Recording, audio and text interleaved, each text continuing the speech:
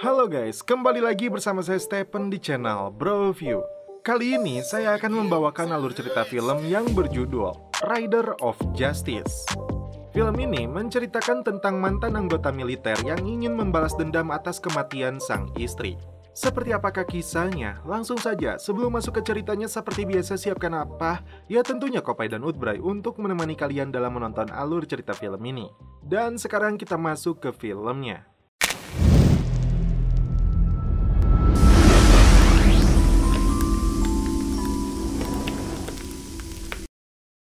Film diawali dengan kisah seorang kakek yang ingin membelikan sepeda bekas untuk cucunya. Karena sepeda yang ada di toko ini adanya warna merah, sedangkan cucunya ingin warna biru, maka mereka harus memesan terlebih dulu. Ternyata, pria pemilik toko ini seorang penadah. Dia langsung menghubungi rekannya yang tergabung dalam kelompok kriminal ahli pencurian sepeda. Di sebuah parkiran stasiun, dalam hitungan detik, kawanan pencuri ini dengan mudahnya menggondol sepeda warna biru. Scene berpindah ke Afghanistan. Perkenalkan, dia adalah Marcus, anggota marinir Amerika yang tergabung dalam pasukan khusus yang sedang menjalankan misi di Timur Tengah. Marcus mempunyai istri bernama Emma dan seorang putri yang bernama Matilda. Pagi itu, Marcus menghubungi Emma menanyakan apakah putrinya sudah berangkat sekolah. Rupanya, sepeda biru yang dicuri para perampok itu milik Matilda. Masalah bertambah karena mobil istrinya mogok. Seharusnya Marcus saat ini sudah pensiun, namun atasannya menunda hingga 3 bulan ke depan. Dengan terpaksa, Matilda diantarkan ibunya menggunakan kereta. Di sebuah perusahaan, seorang marketing IT bernama Otto dan rekannya Lennart sedang memaparkan hasil kerja mereka kepada dewan direksi.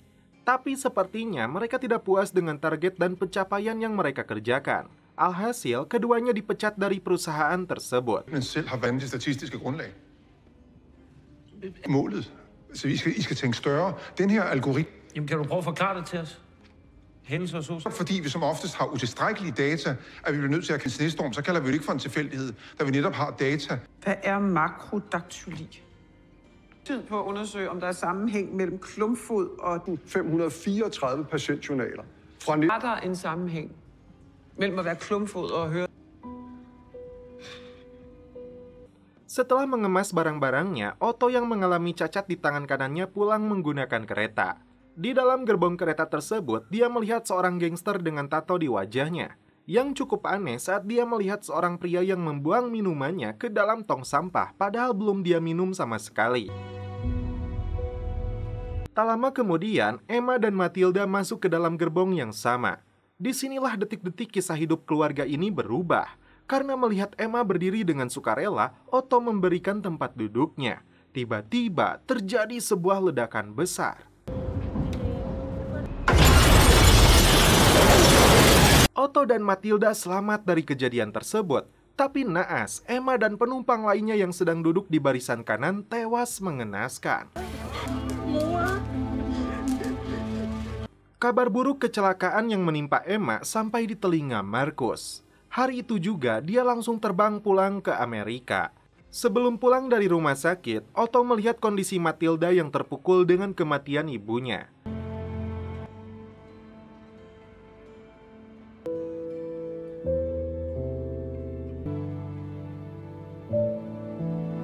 Di atas pesawat, Marcus hanya bisa merenung, masih tidak percaya dengan kabar yang dia dengar.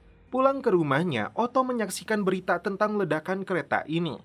Polisi menyebut kejadian ini sebagai kecelakaan, bukan aksi teror atau tindakan yang disengaja. Tercatat, 11 orang tewas dalam kejadian ini, termasuk seorang anggota gangster Eagle bernama Johan Ulrichsen dan pengacaranya. Belum dipastikan ada kaitannya atau tidak, tapi yang jelas kelompok gangster Eagle adalah musuh dari kelompok gangster Rider of Justice, pimpinan Kurt Tandem yang saat ini sedang menjalani persidangan. Sampai di rumah sakit, Matilda langsung memeluk ayahnya. Untuk menghindari trauma, dokter tidak menyarankan kepada Marcus untuk melihat kondisi jenazah istrinya. Tapi marinir ini bersikeras ingin melihat untuk terakhir kalinya.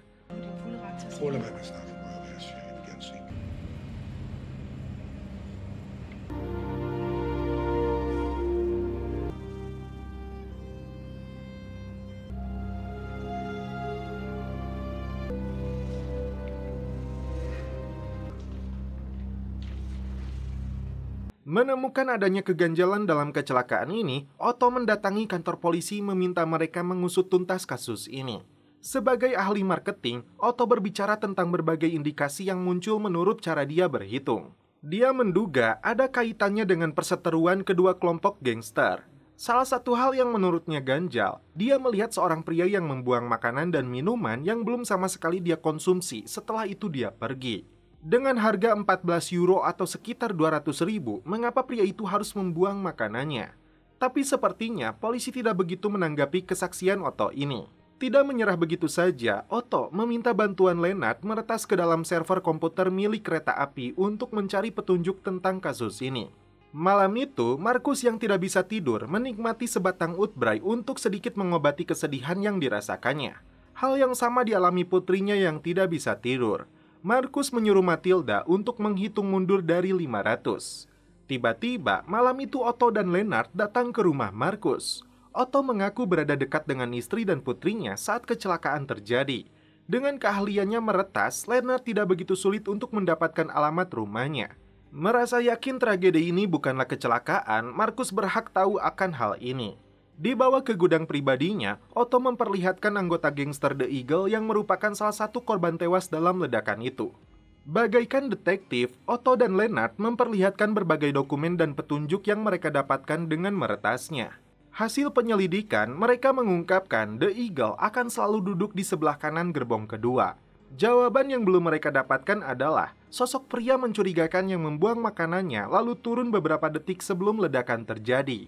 Karena laporan mereka tidak mendapat tanggapan yang baik dari polisi, itulah sebabnya mereka menemui Markus. Nej, de synes bare, vi er nogle... Han er nøglen. Vi skal bare finde ud af, hvem han er. Vi er på et mission-ekspert. Er det nogle ord? Vi bliver nødt til at få Emmentaler med. Kom nu. Det var sådan en, vi havde hjemme i Horsens.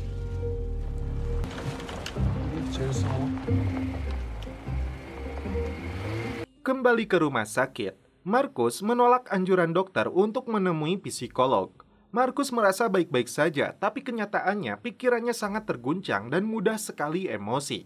Saat putrinya pulang terlambat, Markus marah, bahkan menampar pacar Matilda yang bernama Sirius hanya karena menyebutnya botak huisan. Kør hjem med ham. Skal jeg nok, men der skal ikke lige have brug for her i øjeblikket.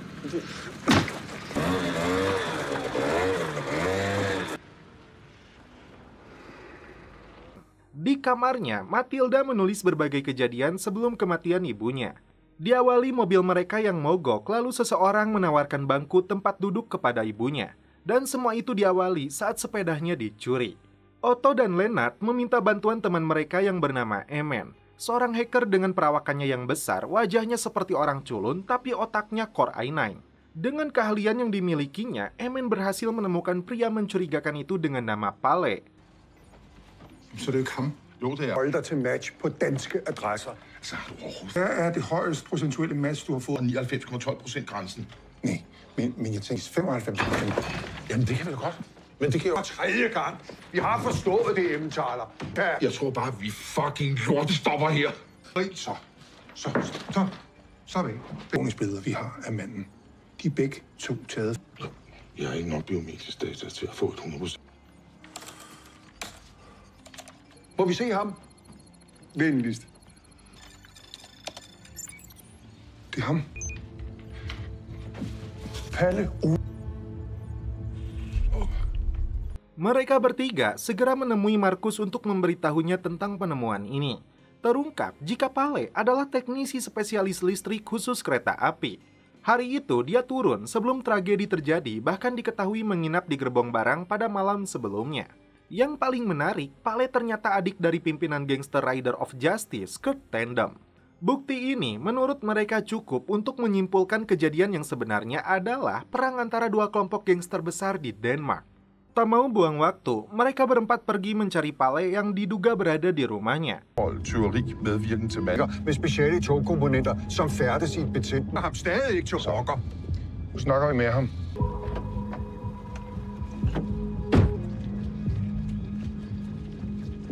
Saat Pale membukakan pintu, Markus mengatakan maksud kedatangan mereka. Tak diduga, Pale langsung menodongkan pistol. Pale tidak tahu sedang berhadapan dengan seorang marinir pasukan khusus.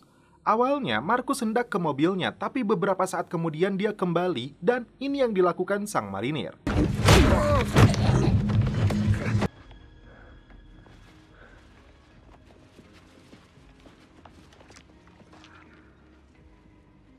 Dalam hitungan detik, Markus mematahkan lehernya. Untuk menutupi jejak dan sidik jarinya, mereka menggunakan deterjen. Saat Leonard masuk ke dalam, dia melihat seorang pria yang terlentang tanpa busana. Tak buang waktu, mereka berempat pergi meninggalkan TKP.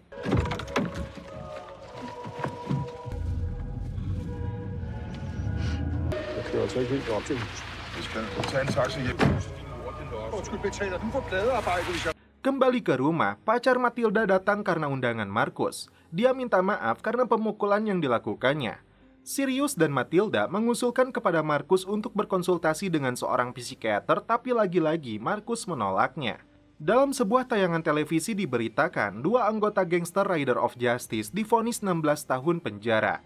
Tapi anehnya, pimpinan mereka Kurt Tandem justru dibebaskan dalam kasus pembunuhan terhadap beberapa orang Turki.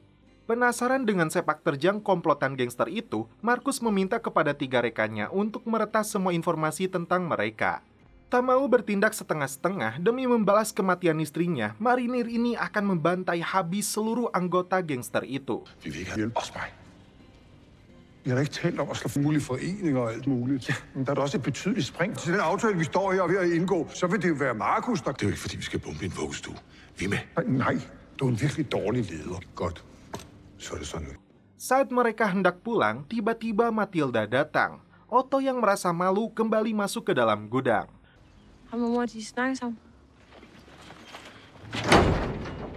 Menutupi misi mereka sebenarnya, Leonard dan Emen mengaku sebagai psikiater krisis yang membantu Markus dan Otto dari trauma. Tentu saja, Matilda senang ayahnya mau berobat. Pimpinan gangster Rider of Justice menyandera Bodaska yang sebelumnya terlihat oleh Leonard di rumah Pale. Dia dipaksa oleh Tandem untuk memberikan petunjuk dari para pelaku yang telah membunuh adiknya. Tak. Mange tak for din. Ja, velbekomme. Og det sidste, du hører, det er den her. Ternyata, Gigolo ini mengaku mendengar nama Emen yang mereka teriakan. Gitaren i Queen Rock Band. Endetarme. Som Osterman. De råbede mange. Antaler. Sebagai seorang hacker handal, Emen tidak bisa menggunakan komputer Pentium 1 milik Markus yang jelas sudah jadul. Dia membutuhkan komputer Core i9 dan server yang ada di rumahnya. Meget tæt på ledningerne. Træd venligst væk. Passer, at du arbejder på en Core i9? Ja, det kan det være. Fliseprocessor. Nogen må køre ind. Pisse, de skal klippe computer. Aftelme! Og det er så meget bedre end mit. Og jeg skal ikke ud og køre med den der. Di sisi lain, Matilda merasa ada yang janggal dengan kelakuan aneh dua psikiater ini. Ja, lige præcis. Ja.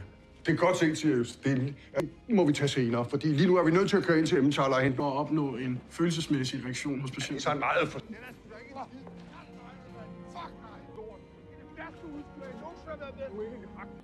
Saat Markus, Otto, dan Leonard pergi ke rumah Emen untuk mengambil komputernya, ternyata beberapa anggota gangster ROJ itu telah menunggu kedatangan mereka.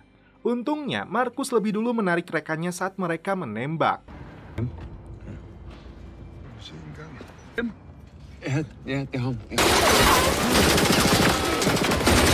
Serasa di medan perang, Markus merebut salah satu senjata mereka, kemudian dia gunakan untuk membantai seluruh anggota gangster ini.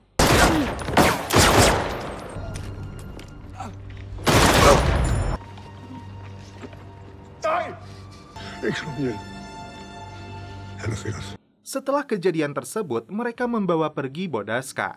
Untuk menghindari penyadapan, ponsel milik pria itu dibuang. Tag roligt. Hvad hedder du? Mange kalder mig Jens Ole. Har du mobil? Markus dan timnya kini sadar musuh yang mereka lawan adalah kelompok gangster terbesar di Denmark. Untuk mempersiapkan hal yang terburuk, Markus akan melatih mereka semua menggunakan senjata api. Di keesokan paginya, Markus merencanakan untuk memburu Kurt Tandem lebih dulu sebelum mereka menyerang lagi. Dengan 10 anggota gangster yang selalu berada di dekatnya, hal itu akan menjadi sulit. Anker Trier, Tim Tonsor Petersen og Vitus Flæsk lige prøvet at slå os ihjel. Altså indtil videre, så er vi kun forsvaret, så det... Han er aldrig alene, han har altid teamand omkring sig. Apalagi, klub malam mereka selalu diawasi intelijen Denmark. Så kan man. Det er umuligt. Men jeg har fuldkommen styr på, hvor de er. Færdig en lille gruppe. Hvor Kurt er med. Når jeg får den helt igennem massiv våbentræning, som vi har aftalt. Selanjutnya, tim mulai melakukan latihan menembak. Tak diduga, si Emen mampu merakit dan menggunakan senjata itu dengan lihai. Prøv at se på mig. Hvordan kan du gøre det så hurtigt? Kan du gøre det igen?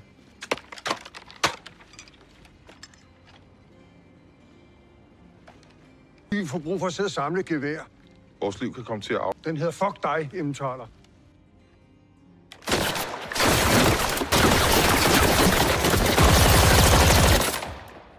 Rencana yang sama dilakukan kelompok gangster ini untuk memburu Markus dan timnya. Target pertama mereka adalah Otto yang mengalami cacat di lengan kanannya. Jeg tror du ikke, det er lidt nemmere at finde dem. Så find den spasser ham til mig. Malam itu, Matilda mengajak Otto untuk berfoto bersama, kemudian Sirius posting di IG-nya. Emen mendapatkan lokasi keberadaan Kurt Tandem dan anak buahnya di sebuah restoran. Restaurant Antorini. Han bekræfter, at Kurt deltager i aften kl. 19. Det skal jeg godt tage med. Vi kunne have taget dem, når de kommer ud fra restauranten. De får ikke en bedre chance, Markus. Tak mau buang waktu, Markus dan timnya langsung bergerak. Saat dalam perjalanan, Otto tidak setuju dengan rencana ini. Markus harus memikirkan masa depan putrinya. Bosan dengan ocehannya, ini yang dilakukan Markus. Dalam kondisi tidak sadarkan diri, Otto ditinggalkan begitu saja di pinggir jalan. Ternyata, Otto sangat peduli terhadap anaknya Markus karena kejadian 12 tahun yang lalu. Dalam kondisi mabuk, mobilnya menabrak pohon yang mengakibatkan anaknya meninggal dan tangannya sendiri patah. Sampai di sebuah restoran, mereka melihat Kurt dan anak buahnya keluar. Dengan penutup kepalanya, mereka bermaksud turun dari mobil untuk melakukan aksi. Ternyata ada seorang wanita di antara mereka. Gagal membunuh Kurt Tandem, target yang diincar oleh Markus adalah anak buahnya.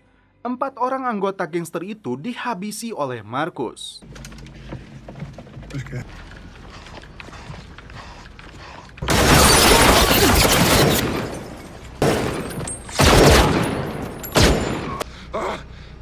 Hvad laver du, mand?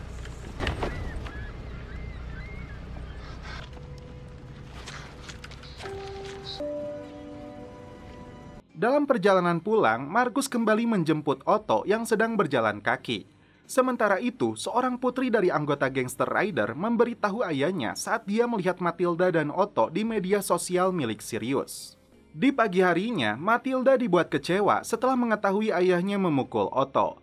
Masuk ke kamarnya, Otto melihat puluhan tulisan dari rangkaian kejadian yang berhubungan dengan kematian ibunya yang ditempel di dinding. Jika saja sepedanya tidak dicuri, ibunya pasti masih hidup. Menurut Otto, apa yang dilakukan Matilda hanya sia-sia. Ini semua takdir dan dia harus ikhlas menerima kenyataan ini. Sementara itu, Bodaska yang seorang gigolo menceritakan awal pertemuannya dengan Pale. Dari ceritanya juga terungkap, sebenarnya saat terjadinya insiden ledakan kereta tersebut, Bodaska dan Pale sedang berada di Jerman. Mendengar cerita tersebut, Lennart kemudian mencocokkan kembali identitas orang yang mereka cari di komputer.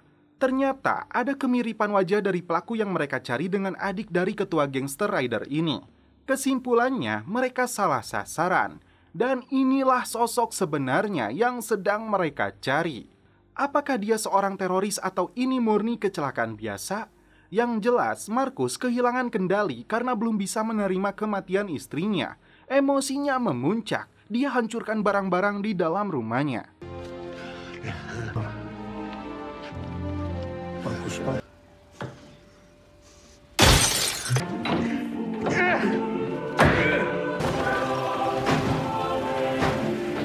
Setelah kejadian tersebut, Otto menasihati Markus untuk belajar menerima kenyataan ini.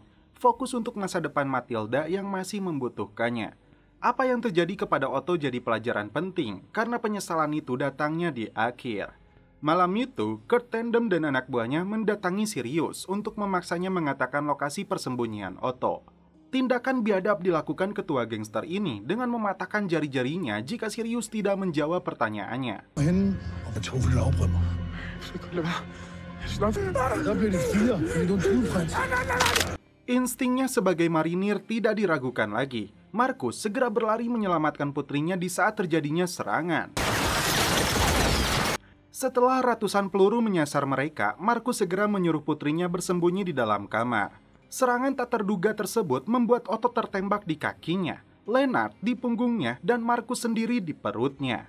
Emen dan Bodaska lolos dari penembakan membabi buta itu. Di saat Lennart sedang mengambil senjata, peluru kembali dimuntahkan kelompok gangster itu. Dalam kondisi terluka, Markus masih mampu meladeni mereka.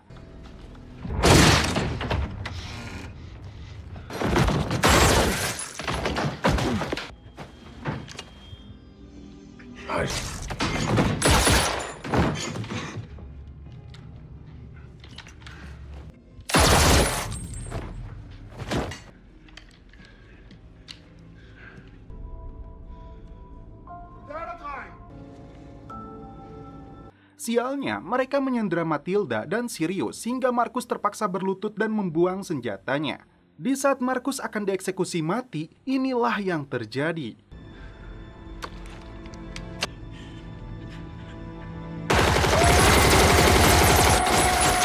Teman-teman Markus berhasil lebih dulu menembak anggota gangster itu. Markus pun kembali bangkit membantai mereka semua, termasuk pimpinannya Kurt Tandem.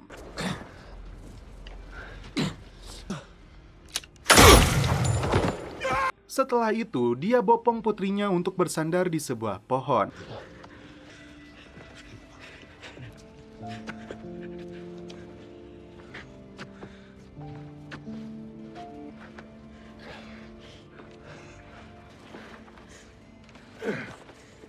Aduh.